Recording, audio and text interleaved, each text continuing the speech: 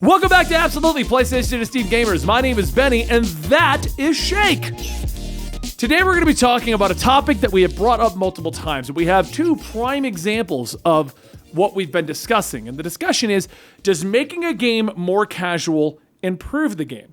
Now, a lot of our discussions up to this point have been, does making a game more casual bring in more players? Does it increase the money? But there's two situations we have where games have been brought to a more casual level, or modes have been brought to a more casual level.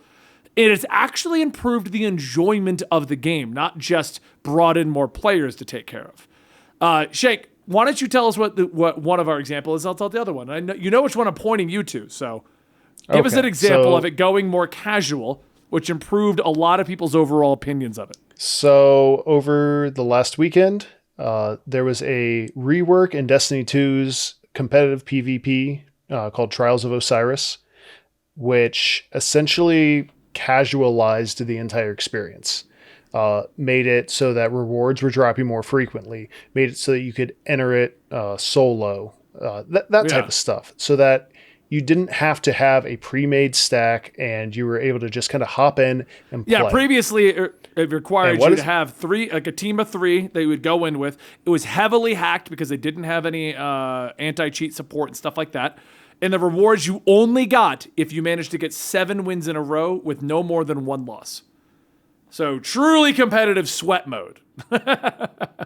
And what ended up happening with it was that if you lost any games, you would no longer be able to go flawless and you would reset your card. And you would start all over. The whole 7-win row.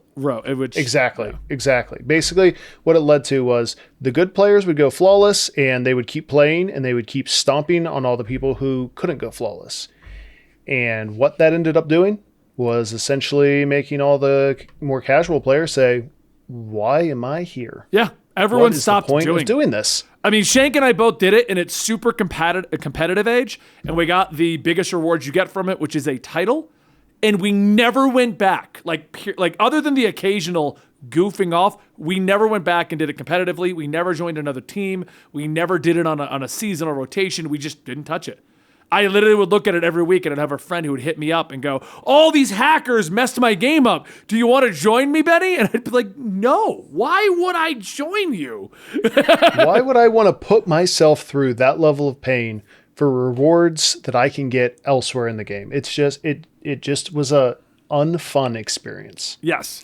So what they recently did was they made it so you don't have to worry about getting all 7 wins consecutively back to back to back. The rewards happen more frequently. There's more of a drop, more in general, a larger drop. And you can queue in single, duos, and trios to make it a more generally casual experience. On the other side, a game that has been around for a little while, and I don't know if you've heard about it, Shank. I mean, I know it's not as quite as popular as Destiny, but Fortnite. Have you heard of Fortnite, Shank? No, I haven't. Tell me more about this game. So, it's a small indie developer. It's a small indie developer, like a nobody kind of game. It came out like 2 or 3 years ago, and it's a super competitive game when it came out because it was all about how many kills can you get and how fast can you build up. A lot of us joined the game early on, had fun with it, and then if you got good, you stayed. If you weren't good at it, I left. A lot of us left. As the years have gone on, Fortnite has been trying to bridge the gap of super sweat competitive play and casual people who just want to get on.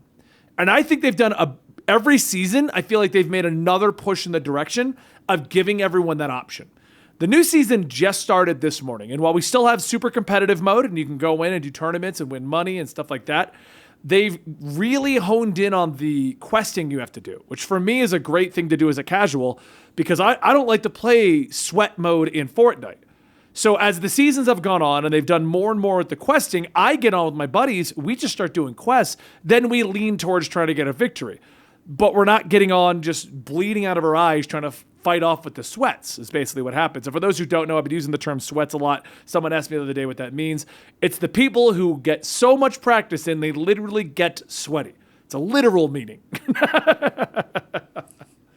So Fortnite, I feel like, has done a good job seasonally bridging that gap. They give you so much casual stuff you can do, casual modes you can do, fun things to keep yourself occupied, while also maintaining their competitive aspect in their tournaments and maintaining that skill level.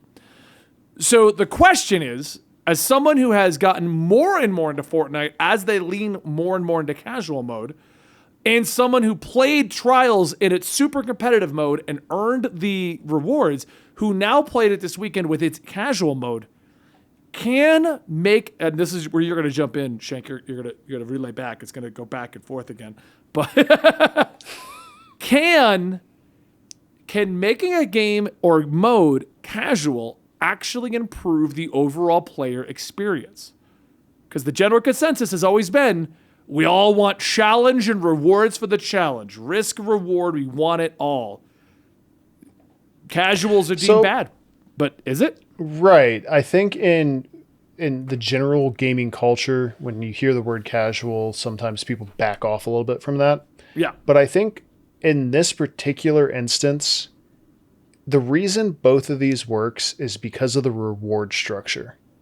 And that really ends up defining whether or not casualizing your game is a good thing or it's just pandering. If there is a good carrot for the people who aren't as skilled to chase after, they will remain in the game, therefore increasing the player count. And if there's more players playing, that means skill-based matchmaking can work better. And match you up against people who are more on your level. I think that makes it more fun for everybody. For the people who are there to sweat out and try to go after the upper echelon stuff, and for the people who are there just to complete a quest, to get a new skin, to get 3 wins on a card. It ends up working for both ends of the spectrum. But do you think so? In Fortnite, they've maintained competitive mode is for the super sweats, and then you can go and stomp on the people running around trying to do a quest. But Trials just basically removed its competitiveness. They got rid of the super sweat mode. Like, there's no more, okay, 3 people, full communication versus 3 people, full communication. That guy's hacking. Screw him. Like, they got rid of that option now. Now it's so in just Fortnite, casual. It's 2 modes. Yes. Like, it's 2 completely separate modes. I know you don't look at the menu options too often because when you jump in, I drag you in and then go.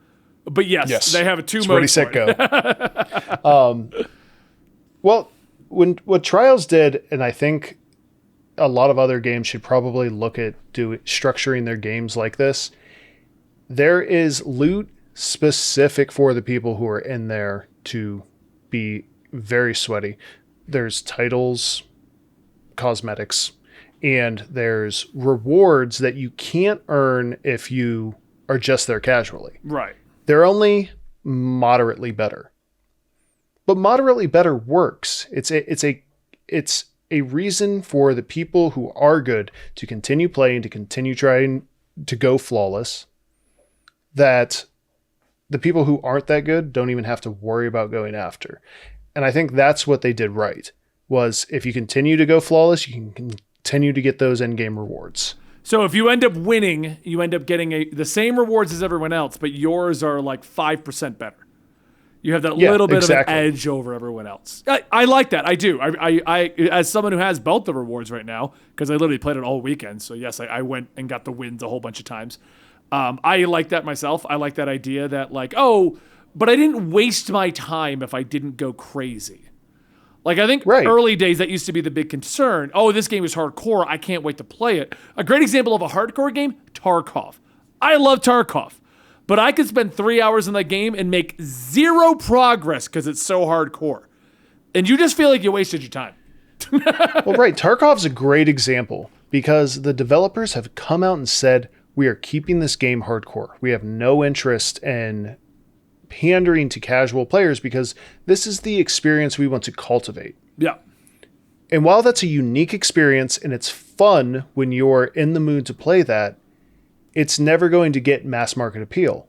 Granted, that's not what they're shooting for. So, mission accomplished, but you're never going to see it getting the numbers that PUBG or Fortnite get. I mean, PUBG is a different example, but yes, Fortnite, I agree with that. PUBG's got its own litany of problems between hardcore and casual play. Right. I was just saying more the battle royale genre. Yeah. They have more players because they can pander a little bit more to... I feel like pandering's the wrong word. Pandering to assume that they don't really want to do it. They're just trying to keep people happy, which, I mean, yeah, right. I actually kind of think the Destiny guys did that. I think they pandered at this point. They've gotten so much flack for Trials since it came out. And it's been out for what, like 2 years? Super competitive mode. Come on in. Oh, it's broken. Oh, people can't earn rewards. Oh, it's hackable. Oh, it's got problems. Oh, you have to shut it down half the weekends. We don't care. Super hardcore. And I feel like the new changes they've made, while are better and encouraged a lot of us to come back and actually do it, was kind of pandering. You know what? Like, if we don't make it so hardcore, if you do run into a hacker, even though we've kind of gotten rid of a good chunk of them, but if you do, not as punishing. If we don't make it if we make the rewards more viable, more people will be involved. So maybe you won't be matched against the top 100 in the world all the time. You know? Right. Oh, I didn't match up against a cheater, but I did get a top 100. So I'm still going to lose. That's what I mean by if the player base is healthy, then everybody is having more fun. I was playing yesterday with a couple of our friends who are like in the top 100, like skill level of the world kind of a situation. And it would go both ways. I would show up and immediately be dropped and I had no idea where it even came from. Or I'd be running around just picking people off from a distance with a handgun because it was so all over the place skill-wise now. I was like, I'm winning. Right. And then like, how did he even hit me? What even was that? I will say, because you joined up with our friends who are hardcore, sweaty, they are that good. I don't think you noticed how much of a difference there is, because you didn't get matchmaking based on your skill. You got matchmaking based on their skill. I went flawless this week. Well, I assumed you would. It was that easy. But that's just right. It is easy. But by encouraging players to go in and queue solo and stuff like that, it was easier. It is more casual. Right. I mean, that's what I'm saying. Like that is not something I would have ever thought that I would be able to say, that I successfully was able to complete a flawless run on my own with two other people I know. Right. Without being carried. Like I was on an equal playing field with everybody else, and I was still able to get flawless. Now, that does kind of, and I guess I'm bagging on myself right now, that kind of does delegitimize how prestigious flawless is. It's not as prestigious anymore, but they decided that no one wants to do it. I mean, while you mentioned the comment carried, I agree with you, and I did notice a significant difference, because previously, if I would run with these top players, if I got a kill, it's because something went wrong. I'm not saying I'm terrible at PvP, but I'm also not like top 100 of the world.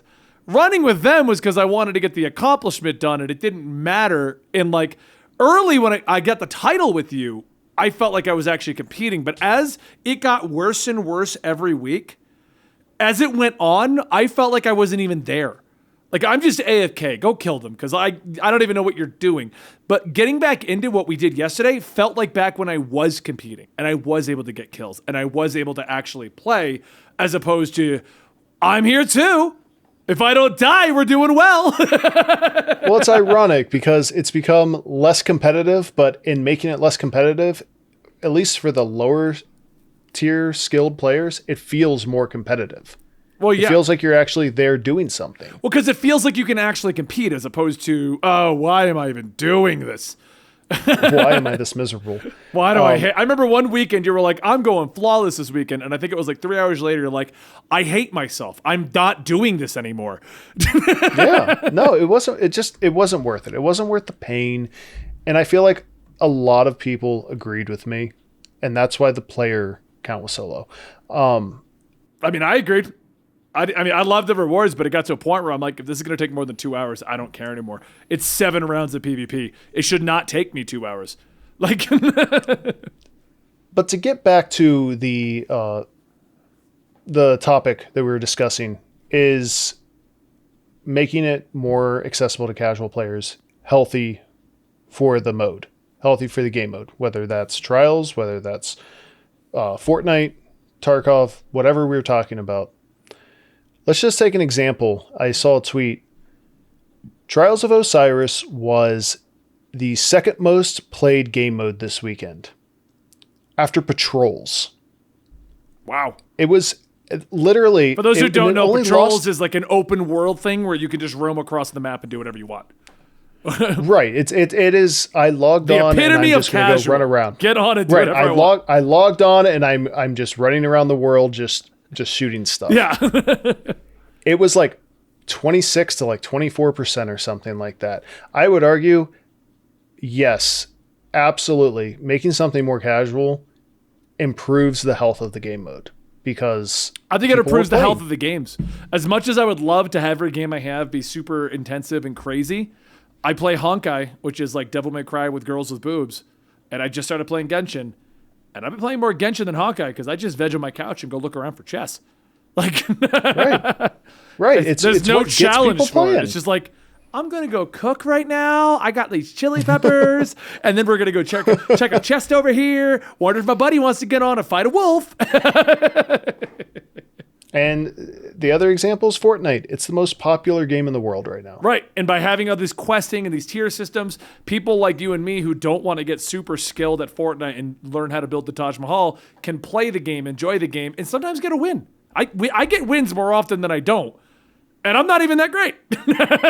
Right. You know, my build sometimes- structure is I can build a box and build a box on that box and another box next to the box. That's where I'm at. That's I don't build. I still haven't learned how to build in Fortnite. I hotkeyed it. so Hotkeyed it. So I just gotta go 8-7, 8-7, 8-7. I got walls and a floor. Anyway, guys, I hope you enjoyed this, but let us know in the comments down below your opinion. Does making a mode more casual improve the health of the game in general? Would that improve any of your games? Do you have any examples of games that you feel are just so difficult that they just bring it down a little? You'd have more friends involved in it. This has been Absolutely PlayStation and Steam Gamers. I hope you guys enjoyed this discussion, and we'll see you next time right here